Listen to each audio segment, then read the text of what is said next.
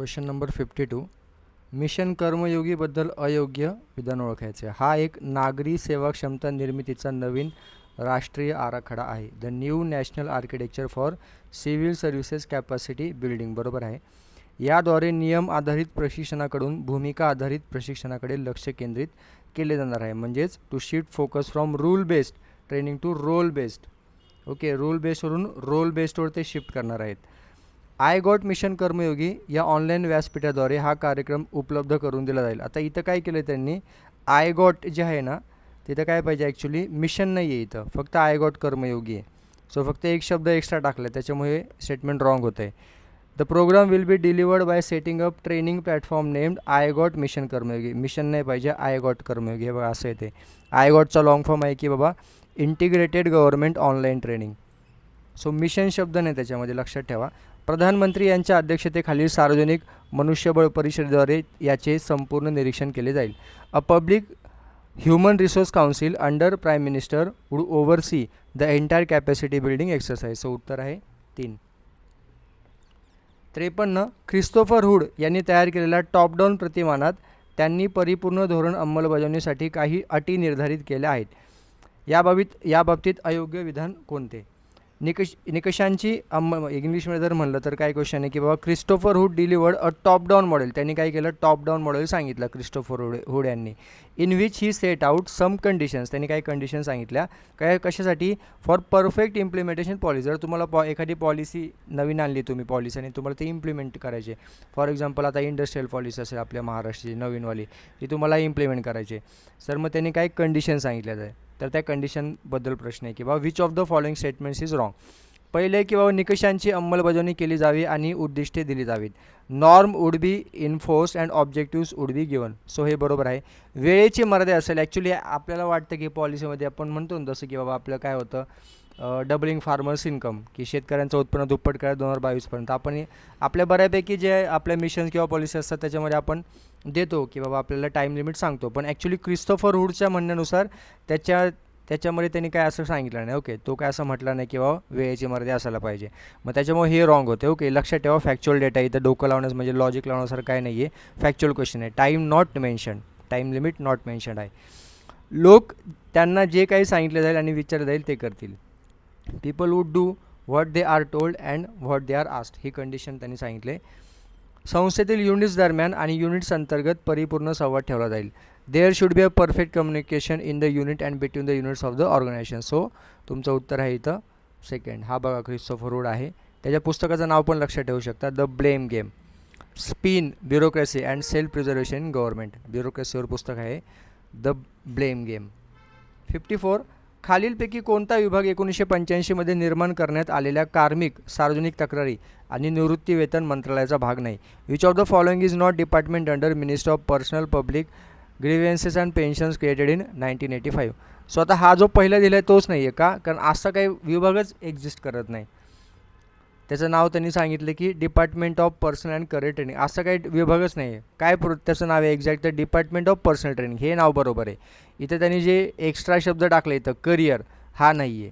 Department of personal training आहे, career शब्द नाही आहे. सो त्याच्यामुळे हे उत्तर येईल. बाकीचे मग बरोबर आहेत की बाबा निवृत्ती वेतनधारक कल्याण विभाग म्हणजे department of pension, pensioners welfare. प्रशासकीय सुधारणा व सार्वजनिक तक्रारी विभाग, department of administration reforms and public grievances. तो उत्तर तुमचं पहिलं आहे.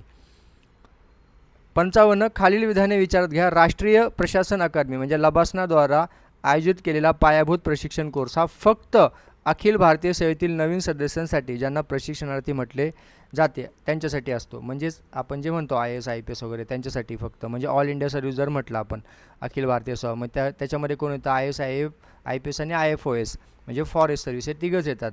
पण हा जो तुमचा पायाभूत प्रशिक्षण कोर्स आहे हा सगळ्या UPSCमधून जेवढे पास होतात त्या याच्यामधून सिव्हिल सर्व्हिसेसमधून गॅझेटेड A पोस्टवाले सगळ्यांसाठी असतो तो. ओके, जिथे इथं दिले बघा, आणि इंडियन फॉरेन सर्व्हिस आणि सेंट्रल सर्व्हिसेस ग्रुप या सगळ्यांसाठी हा फाउंडेशन कोर्स असतो. 15 आठवड्याचा असतो हा.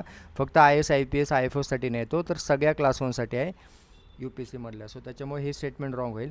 भारतीय प्रशासकीय सेवेतील प्रशिक्षणार्थीसाठी 1969 पासून सँडविच कोर्स लागू करण्यात आला. सो बरोबर आहे, राईट आहे. IASसाठी 1969 पासून आहे आणि पुढचा क्वेश्चन जो IPS वर आहे, किंवा कोठारी समितीच्या शिफारशीनुसार 1978 पासून भारतीय पोलीस सेवेतील प्रशिक्षणार्थींना देखील सँडविच कोर्स लागू करण्यात आला. आता इथं हे पण रॉंग आहे आणि हे पण रॉंग आहे. हे काय तर ही समितीचं नाव आहे गोरे समिती. गोरे कमिटीनं सांगितलं होतं 1974 मध्ये. सो हे एक रॉंग झालं, म्हणजे हे रॉंग झालं, सॉरी हे बरोबर आहे, हे रॉंग झालं. गोरे बरोबर आहे, कोठारी नाही पाहिजे. आणि इयर पण रॉंग दिले, म्हणजे 2 फॅक्ट रॉंग दिलेत. एक जरी फॅक्ट माहीत असलं तरी क्वेश्चन सुटतो हा. सो इथं 1986 पाहिजे. IS साठी 1969 पासून आणि IPS साठी 1986 पासून सँडविच पॅटर्न आहे. डी, सध्या राष्ट्रीय प्रशासन अकादमी गृह मंत्रालयाच्या अंडर नाही. ओके, कोणाच्या अंडर आहे तर ministry of personnel public grievances pension, म्हणजे कार्मिक सार्वजनिक तक्रारी आणि निवृत्ती वेतन मंत्रालय यांच्या अंडर येते. हे बघा, ही जे आपण पहिल्या प्रश्नामध्ये बघितलं होतं कार्मिक सार्वजनिक तक्रारी, सो त्याच्या अंडर तुमचं राष्ट्रीय प्रशासन अकादमी येते. सो डी पण रॉंग झाला. मग फक्त बरोबर आपलं एकच स्टेटमेंट आहे बी वालं, हे वालं. हे बघा लबासनाचा फोटो हा, हे एक मी असंच कार्टून दिले.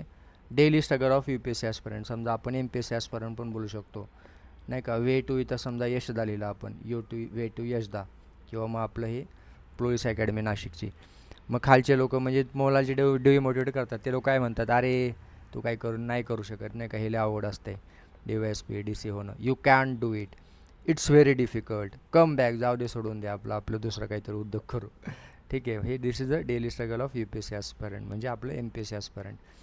56, नोकरशाहीशी संबंधित खालील कोणते विधाने बरोबर आहेत. नोकरशाही शब्द ग्रीक आहे का, तर ग्रीक नाही. तो कुठून आलेला आहे तर तुमचा फ्रेंच. ओके, फ्रेंच वर्ड आहे हा तो. सो ब्युरोक्रॅसी जो शब्द आहे फ्रेंच आहे. सो ग्रीकमुळं हा उडला. ग्रीक भाषेत ब्युरोक्रॅटिकवरून 18व्या शतकात ग्रीक वाणिज्य दोन ग्रीक आले बघा, त्याच्यामुळे उडून टाका डायरेक्ट. सरकारचा संदर्भ देण्यासाठी वापरलं. काय तर हा शब्द 1965 मध्ये फ्रेंच अर्थशास्त्रज्ञ व तत्त्वज्ञ विन्सेंट डी गॉर्नी यांनी वापरला. डिराइव्ड फ्रॉम म्हणजे कुठून आला, फ्रेंच वर्डवरून आला, ग्रीकवरून आला नाही आहे. ब्युरोक्रॅसी, ब्युरोमध्ये आता ब्युरोक्रॅसीमधला ब्युरो म्हणजे काय होतं, डेस्क होतं, डेस्क किंवा ऑफिस, आणि क्रॅसी म्हणजे गव्हर्नमेंट. ओके, म्हणजे ऑफिस आणि गव्हर्नमेंट असं तो मिळून ब्युरोक्रॅसी होतो. त्याच्यामुळे पहिलं रॉंग झालं. याचे प्रमुख योगदानकर्ते मार्क्स, मॅक्स वेबर आणि रॉबर्ट मिशेल्स आहेत. तो हे बरोबर आहे. आपण वाचतो ना थिअरी ऑफ ब्युरोक्रॅसी वेबरची. 57, ग्रामीण विकास प्रशासनासंबंधित खालीलपैकी योग्य विधान कोणते. लघु शेतकरी विकास अभिकरण म्हणजे SFDA, म्हणजेच काय, स्मॉल फार्मर्स डेव्हलपमेंट एजन्सी. आता हे कधी स्थापन केले, इयर चुकवलं त्यांनी, 1971 आहे, 1969 नाही आहे. तसंच मग सेकंडमध्ये पण त्यांनी इयर चुकवले. सीमांत शेतकरी आणि शेतमजूर विकास अभिकरण म्हणजेच काय, marginal farmers and agricultural labours development agency. याची स्थापना पण 1969 नाही, 71-72. सो दोघांचे पण इयर चुकले. GS2 मध्ये इयर खूप चुकलेत. सो त्याच्यामुळे कधी सर असं वाटलं की येत नाही तर इयर तुम्ही तिथं रॉंग घेऊन क्वेश्चन अटेम्प्ट करू शकता, माहीत नसेल तर. ठीक आहे, सो A आणि B तुमचं यापैकी नाही. योग्य विचारले, दोन्ही पण इयर रॉंग आहेत. सो लक्षात ठेवा, इयर परत रिपीट होतील तुम्हाला. हे GS4 मध्ये पण येऊ शकतं इकॉनॉमिक्सच्या सेक्शनमध्ये. पुढचा प्रश्न 58, धोरणाच्या मूल्यमापनात डॅश डॅश संकल्पना फ्रोहोक यांनी उपयुक्त असल्याचे सुचवले. Frohock has suggested dash dash concept as helpful in evaluating policy. काय तर निपक्षपात, कार्यक्षमता, इष्टतमता आणि सार्वजनिक आवड, equity, efficiency, Pareto optimality and public interest. Pareto ऑप्टिमॅलिटीचा अर्थ बघून घ्या काय तर इष्टतमता म्हणजे काय, this criteria refers to a state where it's impossible to make 1% better off without making someone else worse off. म्हणजे कोणतरी वाईट दाखवल्याशिवाय तुम्हाला काहीतरी चांगलं असं दाखवता येणार नाही. तुम्हाला जर एखादी गोष्ट चांगली आहे दाखवायची तर तुम्हाला काहीतरी एखाद्या वाईट गोष्टीचे कम्पेअर करून दाखवावं लागेल. मग त्याला म्हणतो आपण पॅरेटो ऑप्टिमॅलिटी म्हणजे इष्टतमता. सो निपक्षपात, कार्यक्षमता, इष्टतमता आणि सार्वजनिक आवड हे तुमचं काय तर धोरणाच्या मूल्यमापनातल्या ह्या संकल्पना आहे. कोणी सांगितलं तर फ्रोहोक यांनी सांगितल्यात. लक्षात ठेवा, क्वेश्चन रिपीट होऊ शकतो. 59, योग्य जोड्या जुळवा. महिलांच्या सबलीकरणासाठीचे राष्ट्रीय धोरण कधीचं आहे तर 2001चं आहे. बालकांसाठीचे राष्ट्रीय धोरण हे कधीचं आहे, 2013चं आहे. आणि दिव्यांग व्यक्तींसाठीचे राष्ट्रीय धोरण हे 2006चं आहे. इथं काय एक्सप्लेनेशनची गरज नाही आहे, फक्त इयर लक्षात ठेवा. महिलाचं धोरण 2001चं आहे, बालकांचं 2013चं आहे आणि दिव्यांगाचं 2006चं आहे. 60, मादक द्रव्यावरील राष्ट्रीय धोरण. आता इथं पण एक्सप्लेनेशनची काही गरज नाही, फक्त आता संबंधित मंत्रालय लक्षात ठेवायचं आहे. सो मादक द्रव्यावरील राष्ट्रीय धोरण म्हणजेच काय, national policy on narcotic drugs. याचं काय तर अर्थ मंत्रालय, त्यातला महसूल विभाग म्हणजेच फायनान्स डिपार्टमेंट, रेव्हेन्यू. पुनर्स्थापना पुनर्वसन यावरील राष्ट्रीय धोरण म्हणजे national policy on resettlement and rehabilitation हे कोणाच्या अंडर येईल? ग्रामीण विकास मंत्रालय. भूसंसाधन विकास म्हणजे रुरल डेव्हलपमेंट मध्ये डिपार्टमेंट ऑफ लँड रिसोर्सेस. आपत्ती व्यवस्थापनावरील राष्ट्रीय धोरण हे कोणाच्या अंडर येईल? तर गृह मंत्रालय म्हणजेच होम अफेअर्सच्या अंडर येईल. दिव्यांग व्यक्तींसाठीचे राष्ट्रीय धोरण हे सामाजिक न्याय व सबलीकरण मंत्रालय म्हणजे सोशल जस्टिस आणि एम्पॉवरमेंटच्या अंडर येईल. ठीक आहे. पुढं 61 खालीलपैकी कोणते विधान हे कलम 371 नुसार जे महाराष्ट्र व गुजरात राज्याबाबतीत विशेष तरतूद सूचित करते? बरोबर आहे. स्वतंत्र वैधानिक विकास मंडळाची तरतूद करणे. बरोबर आहे. आपण वाचतोच ते नाही का, जे की ते दिले बघा, महाराष्ट्र आणि गुजरातसाठी separate development boards, Marathwada, Vidarbha आणि रेस्ट ऑफ महाराष्ट्रासाठी, किंवा मग गुजरातच्या बाबतीत सौराष्ट्र, कच्छ आणि रेस्ट ऑफ गुजरातसाठी तुम्ही असं सेपरेट डेव्हलपमेंट बोर्ड बनवा असं 371 मध्ये सांगितलं. सो हे बरोबर आहे. पण बाकीचे 2 ऑप्शन रॉंग आहेत की बाबा शैक्षणिक व्यावसायिक प्रशिक्षण संस्थेमध्ये मागास भागातील विद्यार्थ्यांसाठी आरक्षित जागांची तरतूद करणे आणि राज्य शासनाच्या पदामध्ये मागास भागातील व्यक्तींसाठी भागात आपण कसं आपलं कास्टनुसार रिझर्वेशन असं भाग रिजननुसार नाही आहे. ओके, रिजननुसार ते रिझर्वेशन नाही आहे. आता समजा हे चाललं होतं बीडचं प्रकरण, तेव्हा बरेच लोक बोलत होते किंवा मराठवाडामध्ये हा प्रॉब्लेम काय जास्त नाही का कास्टिझमचा वगैरे किंवा क्राईमचा, तर तिकडं काय तर हा भाग जो आहे रिजन मागास आहे. सो त्याच्यामुळे तिथं तुम्ही तिथल्या भागातल्या लोकांसाठी काहीतरी तुम्ही एखादं मंडळ वगैरे स्थापन करा. ओके, त्यांना काही सवलती वगैरे द्या असं करू शकता तुम्ही. इन्स्टेड ऑफ कास्ट बेसिस देण्यापेक्षा रिजन बेसिस की बाबा हे महाराष्ट्रातले एवढे जे भाग आहेत ते मागास आहेत, त्या स्पेसिफिक भागासाठी तुम्ही असं आरक्षण द्या किंवा मग आरक्षित जागेची तरतूद करा विद्यार्थ्यांसाठी. तर असं मागणी आली होती, बऱ्याच लोकांनी केली होती.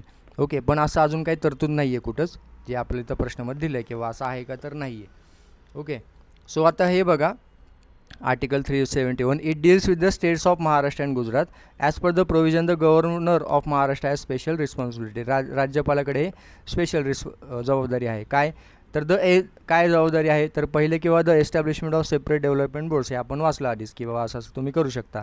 आणि अजून एक महत्त्वाचं किंवा हे तर बोर्ड तुम्ही हे बोर्ड्स तुम्ही बनवाच. आणि पुढं काय with the provision that a report म्हणजे ह्या संबंधी एक अहवाल तुम्हाला working of each of this boards म्हणजे जे बोर्ड्स तुम्ही बनवाल तर त्याचा अहवाल तुम्ही दरवर्षी before the state legislative assembly. Okay, म्हणजे तुमच्या विधानसभेमध्ये हा अहवाल आला पाहिजे दरवर्षाला की हा तुम्ही बोर्ड बनवला आहे, मग हा काय काम करतो आहे, किती खर्च झाला, किती याला अजून गरज आहे पैशांची किंवा याच्याचं काय आउटपुट येतं, हा सगळा अहवाल तुम्ही विधानसभेसमोर सादर झाला पाहिजे दरवर्षाला.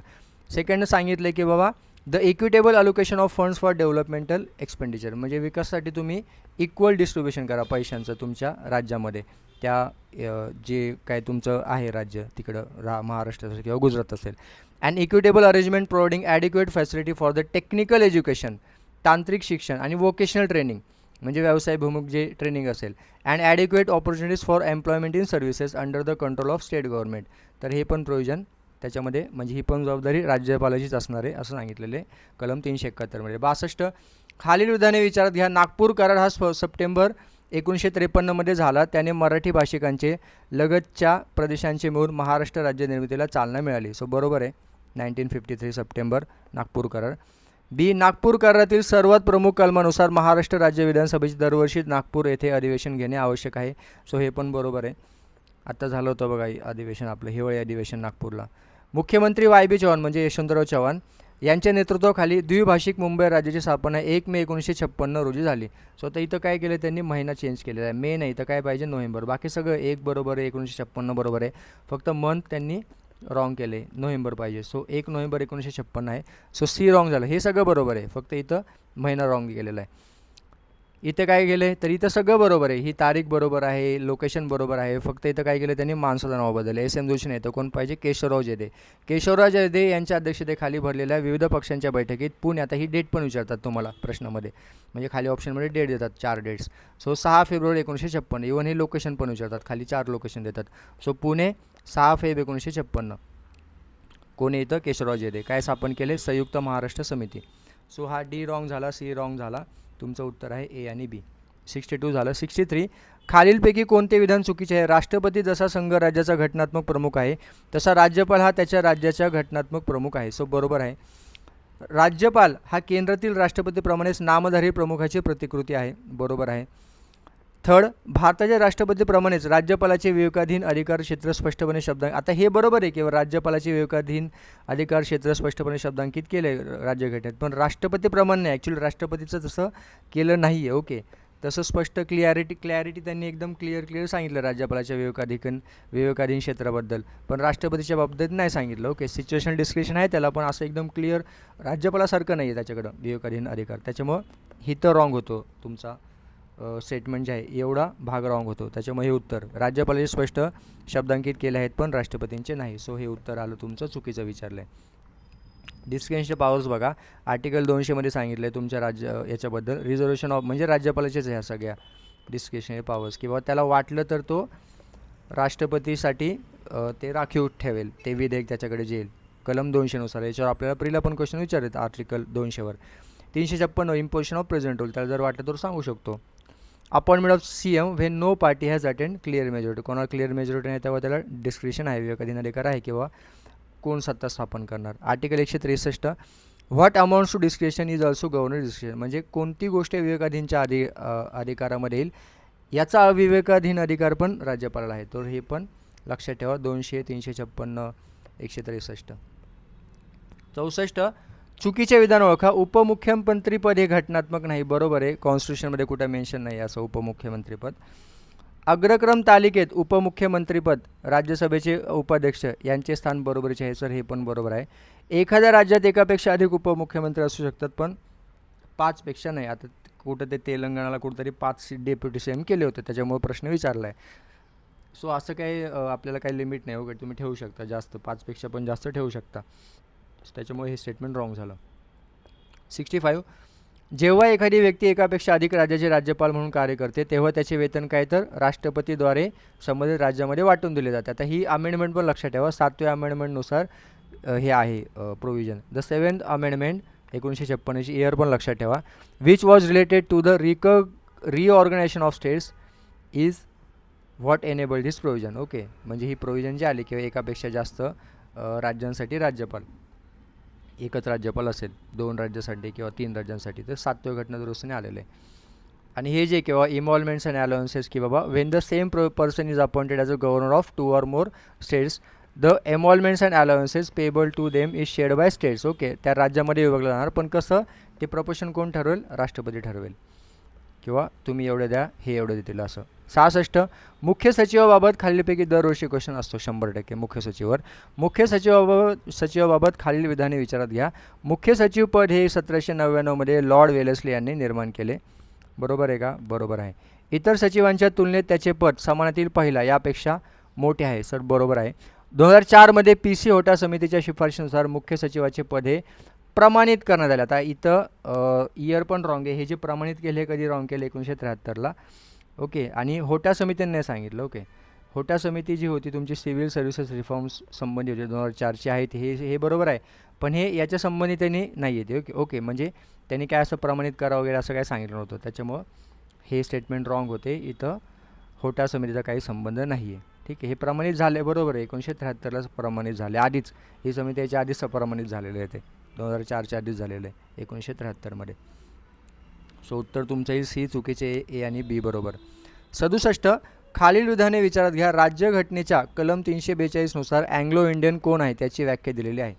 सो 342मध्ये दिले का नाही? 366(2) दिलेली व्याख्या. सो ए रॉंग झालं. अँग्लो इंडियन जमातीसाठी लोकसभा आणि राज्य विधानसभामध्ये असलेले आरक्षण 103व्या घटनादुरुस्ती अधिनियमाद्वारे थांबवण्यात आले. सो 103 एका काय आहे 104नुसार थांबवण्यात आले. सो इथं पण रॉंग, इथं पण रॉंग, फॅक्च्युअल. सी अनुसूचित जाती जमातीसाठी असलेले जागांचे आरक्षण 334मध्ये उल्लेख केलेला कालावधी समाप्त झाल्यावर थांबवण्यात येईल. सो हे बरोबर आहे. ओके, याच्यामध्ये कालावधी असतो 10 वर्ष ते एक्सटेंड करत असतात घटनादुरुस्तीने. डी महिलांसाठी स्थानिक स्वशासनात असलेले जागांचे आरक्षण हे अनुच्छेद 334, आता बाबा 334मध्ये सांगितलं की हे असं थांबवण्यात येईल.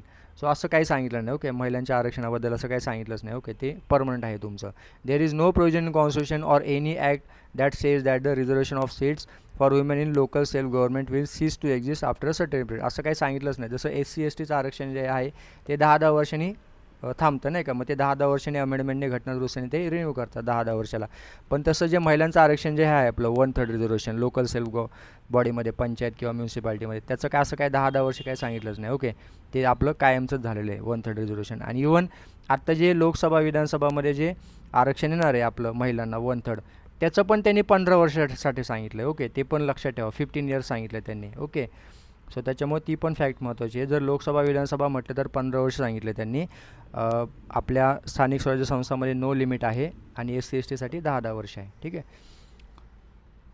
पुढं 68, जिल्हा परिषदेची जिल्हा जल व्यवस्थापन व स्वच्छता समितीबाबत खालीलपैकी कोणती विधाने बरोबर आहेत? जिल्हा परिषदचा अध्यक्ष हा या समितीचा पदसिद्ध अध्यक्ष असतो. बरोबर आहे. जिल्हा परिषदेच्या सर्व विषय समित्यांचे सभापती हे या समितीचे पदसिद्ध सदस्य असतात. बरोबर आहे. या समितीत जिल्हा परिषद सदस्यांमधून अध्यक्षाद्वारे नामनिर्देशित झालेल्या 5 सदस्यांपैकी किमान 3 महिला सदस्य असाव्यात. ओके, बघू आपण पुढं. उपमुख्य कार्यकारी अधिकारी हा या समितीचा पदसिद्ध सचिव कोण असतो? आता तुमचं पाणी पुरवठाचं संबंधी आहे ना, जल व्यवस्थापन, तर इथं उपमुख्य कार्यकारी संबंध आहे. तर कोण येणार? त्या संबंधी माणूस येईल. कोण? तर कार्यकारी अभियंता ग्रामीण पाणी पुरवठ्याचा. तर त्याच्यामुळे तुमचं डी रॉंग झालं, डी रॉंग झालं, डी रॉंग झालं, डी रॉंग झालं. डायरेक्ट उत्तर निघलं इथं AB. कार्यकारी अभियंता म्हणजेच ग्रामीण पाणी पुरवठा आणि जिल्हा परिषद का म्हणजे हा जिल्हा परिषदचा कार्यकारी अभियंता ग्रामीण पाणी पुरवठ्याचा आणि कार्यकारी अभियंता लहान पाटबंधारे जिल्हा परिषदचा, हे या समितीचे पदसिद्ध सदस्य असून ते समितीच्या बैठकीत चर्चेच्या मतदानाच्या हक्कासह भाग घेऊ शकतात का? नाही, तर मतदान करू शकत नाही. ओके, सो त्याच्यामुळे हा रॉंग झाला. ठीक आहे. बाकी तर तुम्हाला माहिती आहे, पदसिद्ध सचिव आहे तुमचा हा माणूस. ओके, आणि हा तुमचा पदसिद्ध सदस्य आहे. हावाला लहान पाटबंधारेवाला पदसिद्ध सदस्य आहे आणि ग्रामीण पाणी पुरवठ्यावाला हा पदसिद्ध सचिव आहे. सो त्याच्यामुळं आणि मतदान करू शकत नाही, ही फॅक्ट महत्त्वाची आहे. त्याच्यामुळे हे रॉंग झालं ई. सो ई रॉंग झालं, ई रॉंग झालं, ई रॉंग झालं, तरी पण उत्तर येते. म्हणजे आयदर डी किंवा ई शुअर शॉर्ट माहिती असेल तर उत्तर निघतं इथं. 69, पंचायत समिती सभापती आणि उपसभापती यांच्या निवडणुकीच्या वैधतेबाबत विवाद निर्माण झाल्यास निवडणुकीच्या दिनांकापासून किती दिवसांच्या आत आणि कोणाकडे यासंबंधी दाद मागावे? तर विभागीय आयुक्ताकडे 30 दिवसांच्या आत. 69, पंचायत समिती आणि उपसभापती 30 दिवसाच्या आत विभागीय आयुक्ताकडे तुम्ही दाद मागू शकता जर तुम्हाला निवडणुकीच्या वैधतेबाबत काही प्रश्नचिन्ह असेल, काही इश्यू असेल तर. 70, 74व्या घटना दुरुस्ती अन्वये संक्रमणीय क्षेत्र, छोटे किंवा मोठे नागरी क्षेत्र म्हणजेच खालील घटक विचारात घेऊन राज्यपालांनी सार्वजनिक सूचनेद्वारे सूचित केलेले क्षेत्र. म्हणजे इंग्लिशमध्ये वाचा, हा प्रश्न इंग्लिशमध्ये नीट कळतो. As per 74th amendment governor may specify, तो स्पेसिफाय करू शकतो बाय पब्लिक नोटिफिकेशन काढून the transition area a smaller or transition म्हणजे नाही का रुरलकडून अर्बनकडे जो शिफ्ट होतो एरिया, असा ट्रान्झिशन एरिया संक्रमण क्षेत्र. अ smaller or larger urban area, तो असं नोटिफाय करू शकतो की हा एरिया ट्रान्झिशन आहे, हा एरिया स्मॉलर किंवा लार्जर अर्बन एरिया आहे, असं गव्हर्नर करू शकतो. For this purpose he may consider following. आता त्याला जर असं करायचं तर त्यांनी कोणत्या गोष्टी विचारात घेतल्या पाहिजे हा असा एरिया नोटिफाय करण्यासाठी? तर हे जे दिलेत आपल्याला सगळ्याच बरोबर आहेत. लोकसंख्या घनता, कृषी व्यतिरिक्त इतर रोजगारांचे प्रमाण आणि आर्थिक महत्त्व, सगळंच बरोबर आहे ABCD. सो हे स्पेसिफिक आर्टिकल पण लक्षात ठेवा. हे जे दिलं आहे हे आर्टिकल 243 Q2 मध्ये दिलेलं आहे. सो आर्टिकल लक्षात ठेवा. नेक्स्ट टाईम आर्टिकलवर क्वेश्चन येऊ शकतो. 71, 74व्या घटना दुरुस्ती कायद्याच्या संदर्भात पुढीलपैकी कोणती विधाने बरोबर आहेत? या कायद्याने भारताच्या संविधानात भाग 11A नाही, भाग 9A आहे म्युन्सिपाल्टीवाला आपला. सो ए रॉंग झालं. या कायद्याने, आता हे घाईमध्ये तुम्ही वाचलं पाहिजे म्हणून तो दिलेला आहे क्वेश्चन हा फ्रेम केला तुम्हाला. घाईमध्ये तुम्ही आता बघा ना, ए पण दिलं आहे इथं, फक्त त्यांनी काय केलं आहे XI केलं आहे, जो काही ॲक्च्युली IX पाहिजे. रोमन अंकी आपण फास्टमध्ये सोडवतो ना पेपर, त्याच्यामुळं मुद्दा म्हणून हा क्वेश्चन त्याचा फ्रेम केलेला आहे. ए पण दिला आहे ना, त्याच्यामुळे हा चुकण्यासाठी दिला आहे ॲक्च्युली. सो ए रॉंग आहे. या कायद्याने भारताच्या संविधानात 12वे परिशिष्ट जोडले. सो बी बरोबर आहे. 12 शेड्यूल आपला आले 74व्या घटना दुरुस्तीने. 72, भारतातील छावणी क्षेत्रपालिकेसंबंधी खालील विधाने विचारात घ्या. छावणी क्षेत्रपालिका 4 वर्गामध्ये विभागलेल्या आहेत. बरोबर आहे. वर्ग 4 छावणी क्षेत्रपालिकेमध्ये फक्त 4 सदस्य निवडून येतात. 4 एका नाही, वर्ग 4च्या संबंधी किती येतात तर 2 सदस्य निवडून येतात. सो बी रॉंग झालं, बी रॉंग झालं, बी रॉंग झालं, बी रॉंग झालं. डायरेक्ट उत्तर आलेलं आहे A आणि C. वर्ग 4 छावणी क्षेत्रपालिकेमध्ये नागरी लोकसंख्या ही 2500पेक्षा जास्त असत नाही. सो बरोबर आहे. छावणी क्षेत्रपालिकेच्या मुख्य कार्यकारी अधिकाऱ्याची नेमणूक संरक्षण मंत्र्याद्वारे केली जाते का? नाही. तर कोण करतं? केंद्र सरकार करतं. त्याच्यामुळे डी पण रॉंग झालं. ओके, इथंच ॲक्च्युली उत्तर येतं तुमचं. पण डी जर उडवला तुम्ही तर तुमचे दोनच ऑप्शन उडतात. म्हणजे तुम्हाला इथे हे शुअर शॉट माहीत पाहिजे की ते 4 आहे का 2 आहे. सो 2 आहे तिथं. ह्या तुमच्या 4 कॅटेगरी आहेत. पहिली कॅटेगरी जिथं 50,000च्या वर असते लोकसंख्या, दुसऱ्या कॅटेगरीमध्ये 10,000 ते 50,000, तिसऱ्या कॅटेगरीमध्ये 2,500 ते 10,000 आणि चौथी कॅटेगरी 2,500पेक्षा कमी. ओके, जे की आपल्याला सीमध्ये दिले किंवा वर्ग 4 2,500पेक्षा कमी असते. 73 महाराष्ट्रातील महानगरपालिका संबंधित खालील विधाने विचारात घ्या. इमारती संबंधी नियम बनवणे आणि ते अंमलात आणण्याची जबाबदारी महानगरपालिकेची असते.